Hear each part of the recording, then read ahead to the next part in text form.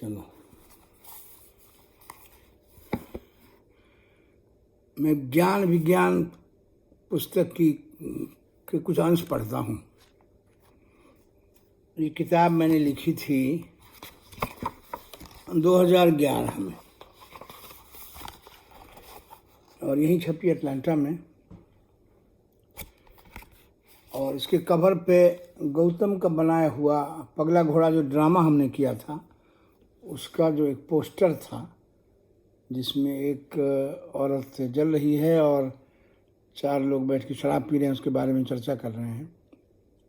और पगला घोड़ा थीम है, घोड़ा है थीम, क्या बताऊँ, मैस्कुलिनिटी का इसको बोलते हैं, लव स्टोरी। बादल सरकार का ये ड्रामा था, हम लोगों ने हिंदी में से किया।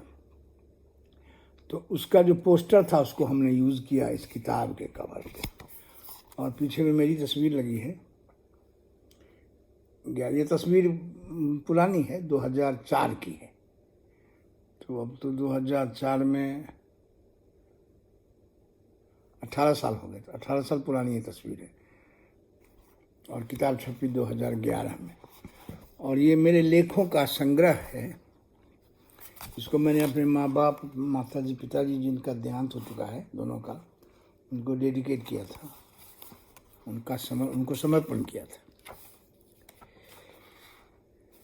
और इसमें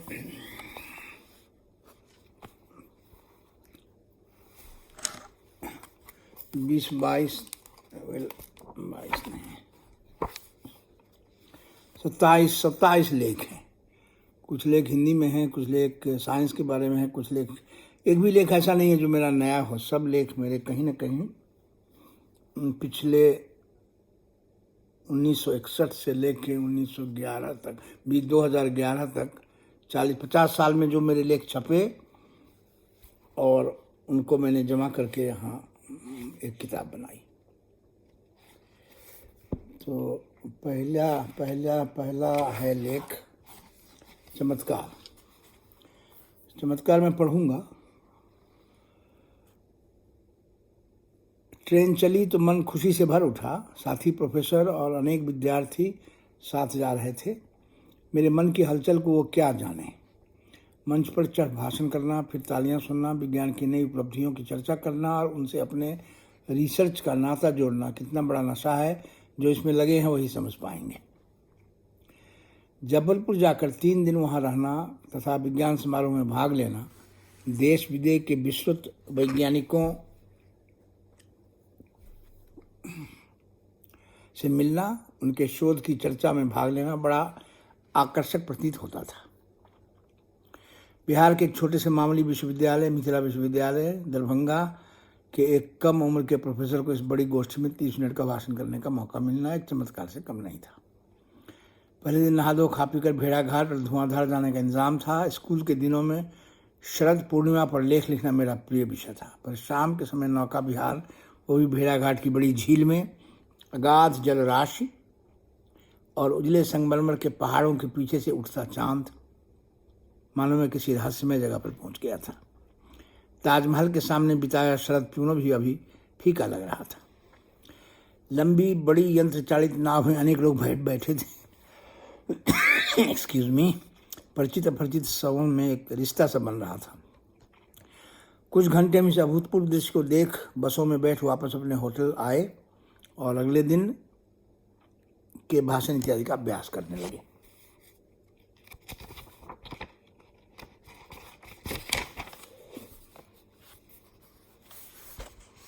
दिल्ली आगरा की तरफ से आई एक लड़की नाव पर पास ही बैठी थी। मेरी तरफ लगातार देखे जा रही थी, मुस्कुराती रही, इशारे करती रही, पर बातें करने की कोशिश नहीं की उसने। न मैंने प्रत्युत्तर में कुछ कहा या किया। मैंने भाषण की तैयारी कर ली। दूसरे दिन सुबह मंच पर मैं खड़ा अपने लेख पढ़ रहा था और अपने देश भर के प्रसिद्ध प्रोफेसर, वैज्ञानिक, जीव शास्त्री बैठे थे। पीछे अन्य जगहों से आए वैज्ञानिक प्रोफेसर, सबसे पीछे विभिन्न विश्वविद्यालयों के छात्रगण। 1000 से अधिक लोग होंगे। 27 मिनट के बाद सत्र के अध्यक्ष ने सावधानी की घंटी बजाई, बताने के अब सिर्फ 3 मिनट का मेरा समय बचा है। वक्तव्य समाप्त करने की तैयारी करूं।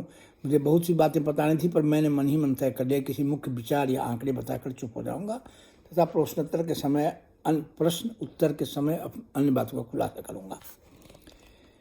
मैंने अध्यक्ष की तरफ मुड़कर कहा, अभी समाप्त करता हूँ, और अपनी अंतिम बात कहने लगा। सामने की सीट पर से 5-7 प्रसिद्ध वैज्ञानिक खड़े हो गए।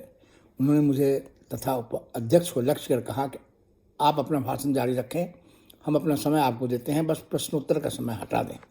जिन्हें कुछ पूछना हो आपसे पीछे मिल लें, आप कुछ और कहना चाहें तो चालू रखिए। पीछे कुछ लड़कों ने तालियां बजा दी। मैं तो हीरो हो गया। 30 मिनट के बजाय मैं 45 मिनट तक बोलता रहा तो अपना अनुसंधान की उपाधि बताता रहा। करीब 2 घंटे के बाद लंच का अवकाश मिला। खाना खाकर होटल की लॉबी में कॉफ़ी पीता हुआ सोफे पर पसर कर आराम कर रहा था। मुझसे बहुत छोटी कम उम्र की सलवार कुर्ते में एक सुंदर सी लड़की आकर पास खड़ी हो गई। बोली कुछ नहीं, पर कॉफ़ी का कप मेरे हाथ से लेकर उसने सामने की टेबल पर रख दिया। फिर मेरा हाथ खींचकर मुझे होटल से बाहर निकालने की कोशिश करने लगी। मेरा हाथ पकड़कर खींचती हुई मुझे बाहर ले जाकर एक पेड़ के नीचे खड़ी हो गई। आने वालों की गाड़ियों की बड़ी भीड़ थी, पर उसने मुस्कुराते हुए इशारे से बताया कि मेरा भाषण उसे बड़ा अच्छा लगा। वह दिल्ली विश्वविद्यालय में इसी विषय पर शोध कर रही है, तो शीघ्र ही PhD कर लेगी। सारी बातें फुसफुसाकर बोल रही थी, कभी मेरी, कभी अपनी हथेली पर, या कभी कुछ छोटे नोटबुक के पन्नों पर लिखकर उसने अपना नाम अनुराधा बताया। शायद अपना पता भी उसने लिख कर दिया। फिर मेरा हाथ खींच कर मुझे बड़ी झाड़ी के पीछे ली गई। वहाँ मुझे छूकर अपने दिल पर हाथ रख उस इशारे से बताया कि मैं उसे बड़ा अच्छा लगता हूँ। शरारतों और मुस्कुराहटों से उसने मुझे 10 मिनट से भी ज़्यादा फंसाए रखा। मैं तो कुछ बोल ही नहीं पा रहा था। वो भी आंखों से ही ज़्यादा बातें करती थी, फुसफुसा कर ही सब कुछ कहती रही। मुझे लगा शर्मा रही है, लोग भय निंदा के कारण जोर से नहीं बोलती। कुछ देर बाद मैंने उसे कहा कि वापस चले, अगला भाषण शुरू हो गया होगा। उसने हाँ कहा और हम चक्कर होटल के भीतर आए। भाषण कक्ष में दोनों घुसे। मैं तो सम्मानित अगली पंक्तियों पर बैठने को चला गया, पर वो पीछे की पंक्तियों में छात्रों के साथ बैठ गई। अब याद आया, यही लड़की नाव पर मुझे पिछले दिन बार बार मुस्कुरा कर देख रही थी। बात यहाँ तक बढ़ेगी मैंने सोचा भी न था। रात के भोजन में एक बड़े सुसज्जित हॉल में बैठे थे। लोग खुश होकर इधर उधर घूम रहे थे। अनुराधा भी आकर हमारे टेबल पर 5-10 लोगों के साथ बैठ गई। मुझे देखकर इशारे करती रही, मुस्कुराती रही, पर बोलती नहीं थी। 3-4 दिन जल्दी ही बीत गए। सम्मेलन समाप्त हुआ। 4-5 सरकारी बसें सवेरे सवेरे आई और हमें कहा गया कि दिन भर हम ये बसें घुमाएंगी तो शाम तक वापस जबलपुर रेलवे स्टेशन पर छोड़ आएंगी, जहाँ से हम अपने गंतव्य स्थान की ट्रेन ले सकेंगे।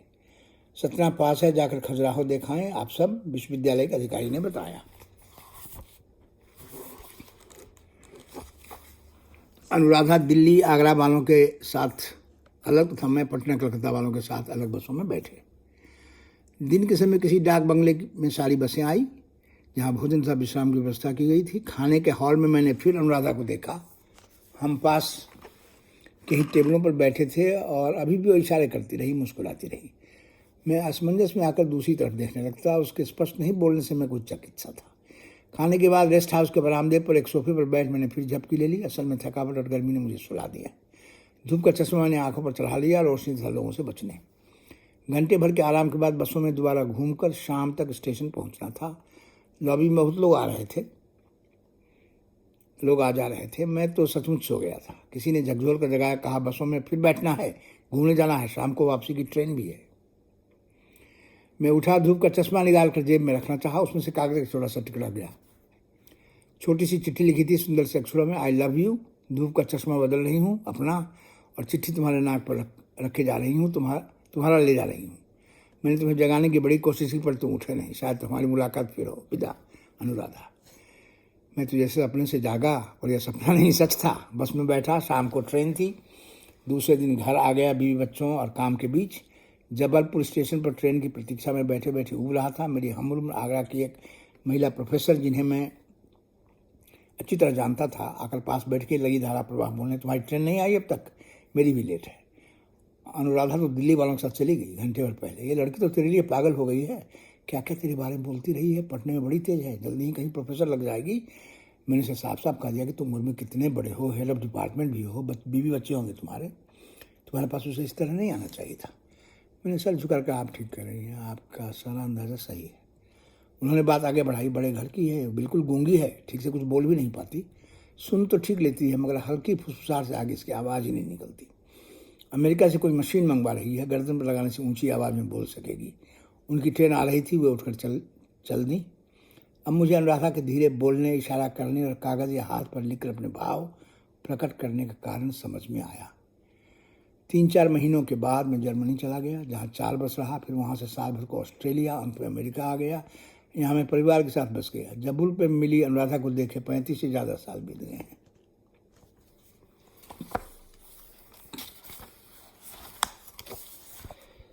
एक लेख मैंने पढ़ा, फिर और पढ़ूंगा। Thank you.